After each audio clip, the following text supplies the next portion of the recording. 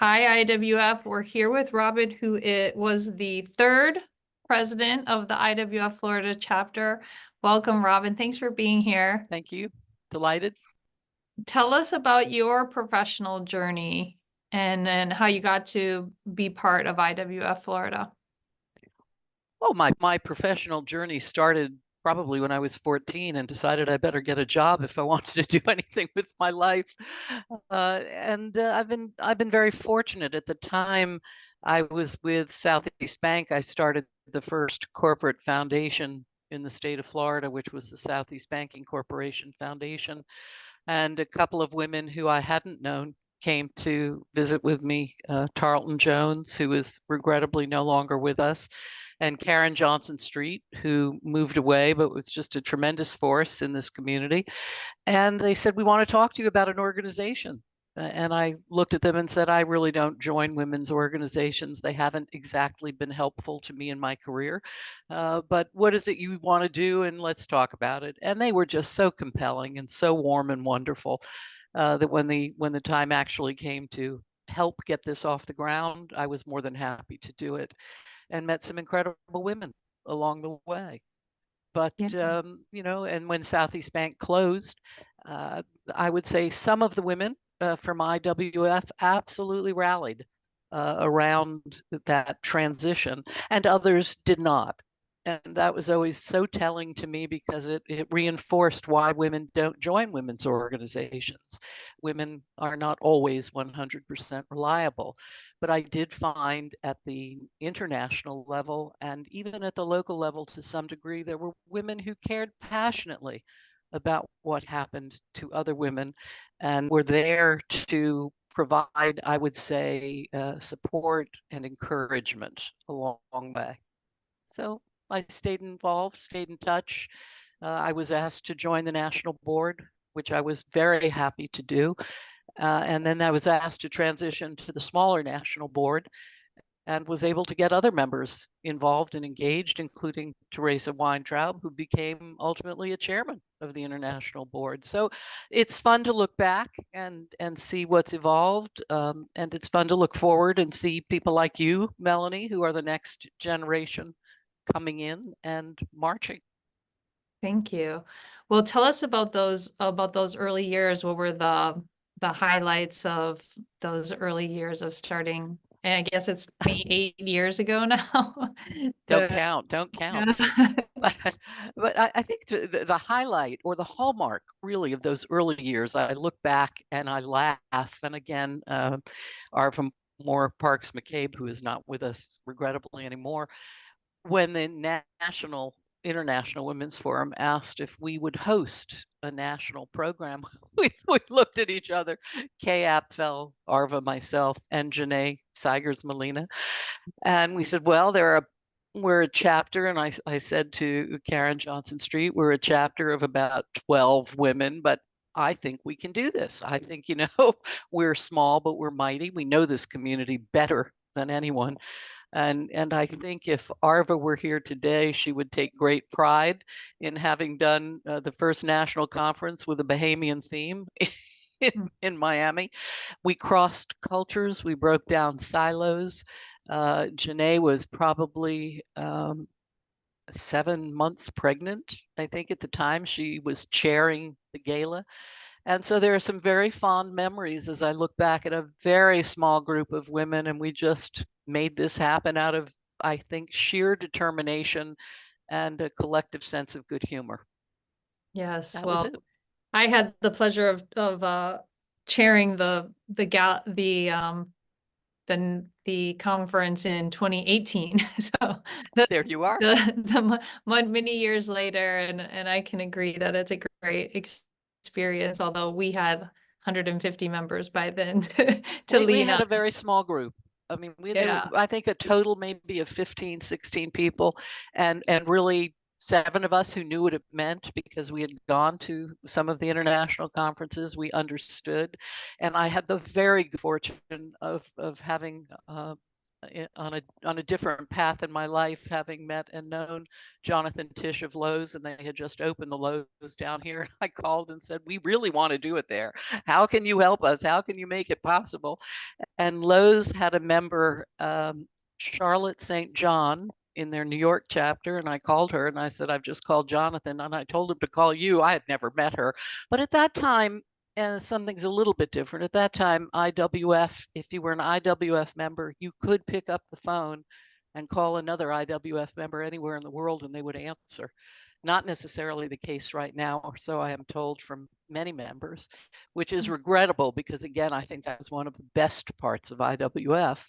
But Charlotte stepped up and she laughed and she said, "I will also call Jonathan," and they made it happen. And so we had a wonderful conference at the Lowe's Hotel. It was probably one of the first big events at the Lowe's when it had just opened on South Beach.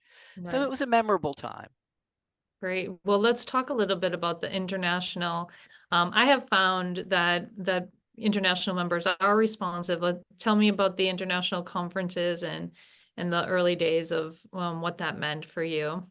And it worries me a little when you keep talking about the early days. I don't feel that old, Melanie. So I would Well, have to be we're not clear. we're not in general, and that's the interesting thing about where women are professionally. When you think of Pat Seitz being the first woman lawyer hired at Steele Hector, and Yes. it Yes. isn't that long ago, and these are and our chapters, you were president, I guess it looks like 25 years ago, so it isn't that long ago, but there has been a whirlwind of difference A sea between. change. There's been, I remember when I first met Pat and I first knew her husband, Alan, and Pat told me in confidence that she was being considered for a job in Washington, and would I be one of her people who would recommend her? And I said, yes, I'd be happy to. Not really, realizing at the time, and I always laughed about this when I saw Pat many years later, that I'd be interrogated by the FBI on her behalf, and was happy to do it. And it was a wonderful experience. And at the time that they were doing the interview, one of the agents was very clear that they had not really interviewed. There were not many women leaders that they were interviewing when they went out to do these background checks. And Mhm. we talked about that was a shame, but that was going to change over time. And I think Pat well deserved her entire career path, and it's fun to see taken her. But in the early days, and in the early days of being in Florida, my contemporaries were all men. There were no women in the type of position that I had, so it was not unusual for me to, one, be the youngest woman at the board table, and two, to be the only woman at the board table. Um, and so I had the great good fortune early on to be mentored by people like Carrie Hood Bassett, Charlie Zwick, and Frank Borman, and Alva Chapman, who was the CEO of Knight Ridder at the time. And, Mhm. and I look back at that time and I think uh, how blessed I was to have had that experience, that tutelage, the exposure, and how it taught me in many ways to be absolutely fearless. And there was no one with whom I wasn't going to feel comfortable sitting down for a conversation, because I was in the room and I felt good about that. And I looked back on that part of my career as a great formation of the second half of my career. Yeah. It definitely set the stage. So tell us, what is the best advice you ever received? Speak the truth, be honest. If you're invited to the table, participate. Don't be a wallflower. And I never was. And I do a lot of speaking really around the world on women and leadership, and how to be a leader, and how to not to network, but how to develop relationships that will matter going forward. And I always remind young women, stop raising your hand, speak up, look around that table. Do you see one of your male colleagues raising his hand to be heard? I'm not saying to be rude, but if you have something to say it, and say it with dignity and firmness. be committed to whatever your position is. And I guess the other thing that I learned was not to worry about having someone behind me sawing off the limb as I was holding on to my position or my belief, because I knew I would be caught somewhere. I'd be fine. I'd land on my feet, and I did. And that was always, I think, a good thing. And I learned that from the men in the room who were just not afraid to speak up. Right. A different world. Um, Tell us what you're doing now. Bring everybody up to speed. I've had my own business. I look back and I would have said to you for 3 or 4 years, but it's almost 22 years now. I consult with families, individuals, and corporations on their philanthropic initiatives. I help people start foundations. I help them manage them. I help them with their charitable giving. I help people to bring their family members into the management or the governance of foundations. And my clients are from the very largest, one of the top 10 foundations in the United States, to a $30 million foundation, to one that's just being formed now. And it's been a remarkable journey. Well, I read a little bit about you online, but tell us from your perspective, what is the most significant professional achievement that you've accomplished? I wouldn't even know how to begin to answer that. I mean, I look back and I think, you know, there have been many different avenues. But to me, one of the most significant was when then Mayor Alex Pinellas asked me to co-chair the welfare reform initiative. At the time, Florida, Miami-Dade had the 4th largest welfare population in the state. So I got in my car and I drove around to see what the current intake centers were like at that time. Where were the local buses? How could somebody on welfare get to a welfare center, and what happened at the intake center once they got there? And it was an appalling revelation. So I fired the Department of Labor, and I went back and they said, "You can't do that." And I said, "Well, actually, I think I can, because if you read the statutes, it says we have the authority to put that out for bid." So I went back to then Mayor Pinellas and I said, "I really think we need to do this." And about the same time I had done that, I got a call from a marvelous lawyer, Chesterfield Smith, who again is no longer with us, but he was president of the American Bar Association. And he said, I had never met him. He said, "Will you come for lunch?" And I said, "Be happy to." Where's your office? Who are you? And he brought in 3 of, and before we started the lunch, he said, "I heard the position that you've taken, and I am here to tell you these 3 people are now at your disposal. They have read the statutes and they agree with you. If you need any help in determining changes in this welfare legislation, we will help you, because you're on the right path and you weren't afraid to say what you saw." And that to me was a momentous time, because it was so different than anything in which I had been engaged. I'm not a lawyer by training, but I know how to read, and I can interpret what I read fairly clearly.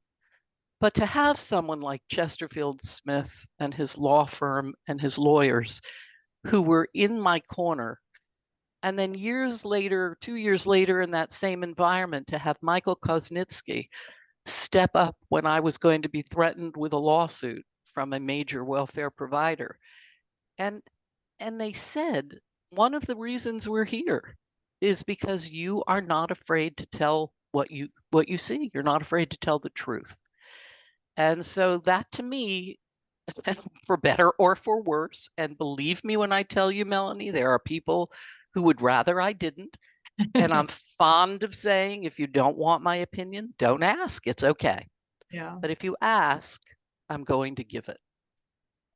And I learned valuable lessons from those 2 remarkable experiences. Both happen to be connected to lawyers, but people will, and it mattered. So what advice would you give to our newer, sometimes they're younger, but newer members of IWF? Don't believe everything you read. Please do not pick up a book on how to dress for success.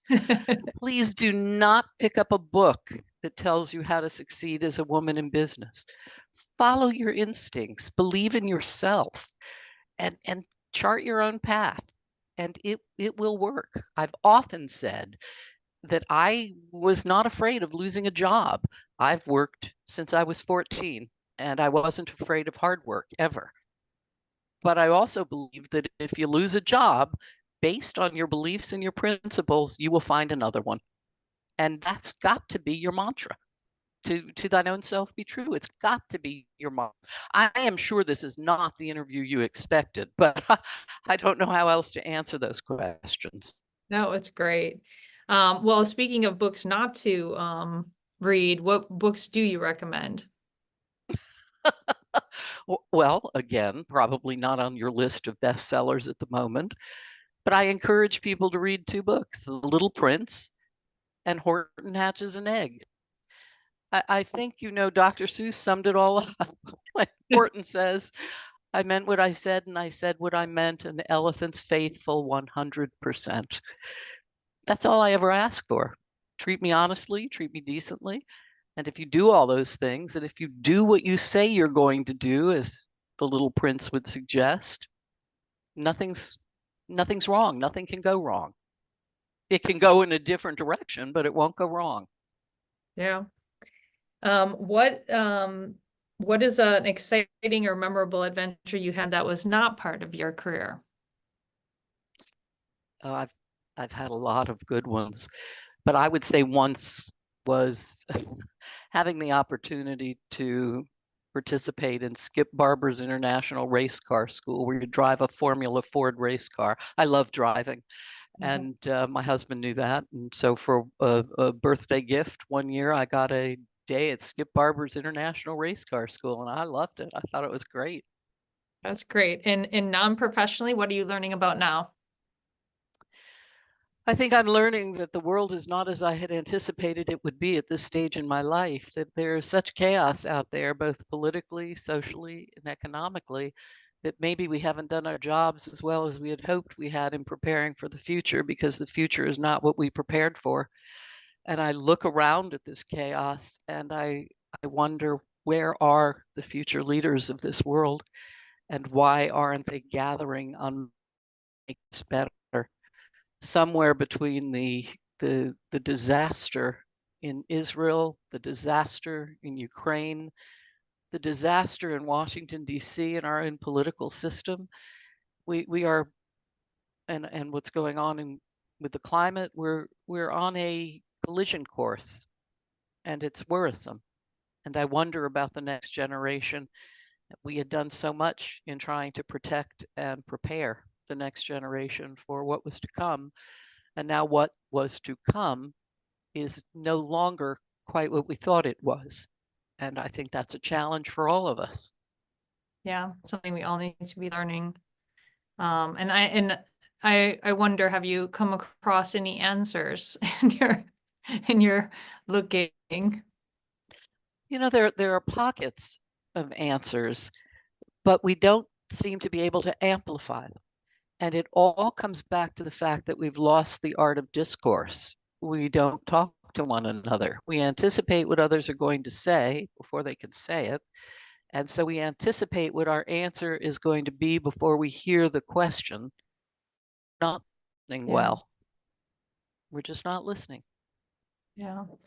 Well, hopefully, these kind of dialogues and organizations like IWF can help us come together. Tell me what you think of IWF. You've been involved now Oh.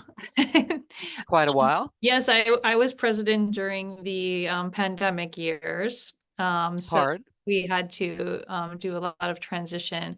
But I absolutely love the people that I have been able to meet. And I say I have friends now that I would not know but for IWF, because my world was sort of just in the legal field. And I am involved in philanthropy. I mostly for children's education, and so I had those sort of two niches. But now I count myself friends with people in many different areas of um, professional work in Miami and around the world. And I have found the national conferences and the people in other countries to be really welcoming and open. And They are. I mean, I feel free to call people.